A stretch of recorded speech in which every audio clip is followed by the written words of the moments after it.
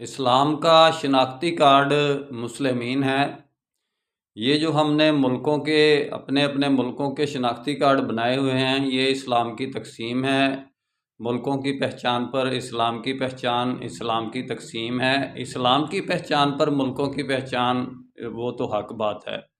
یعنی کہ اسلام کی بنیادی شرط یہ ہونی چاہیے مسلمین کنٹری کی کہ وہ شناختی کارڈ کا نام یعنی کہ وہ مسلمین کے یعنی کہ سے رکھے کہ یہ مسلمین کارڈ ہے، تو اس کارڈ سے ہم اسلام کو ایک جماعت کی شکل میں یونائٹڈ اسٹیٹس آف مسلمین بنا سکتے ہیں۔ اگرچہ ہم دوسرے ادیان میں مذاہب کی اتنی اہمیت نہیں ہوتی، اس کی بنیاد پر شناختی کارڈ نہیں بنتا، لیکن پاکستان کے اندر مذاہب کی بنیاد پر شناختی کارڈ ملنا چاہیے، اور دوسرے مذاہب کو جو شناختی کارڈ غیر مسلمین کو ملنا ہے اس کا کلر بھی اور ہو، ان کے پاسپورٹ کا بھی کلر اور ہو، چاہے ان کو مکمل پاکستان کی شہریت دی گئی ہو۔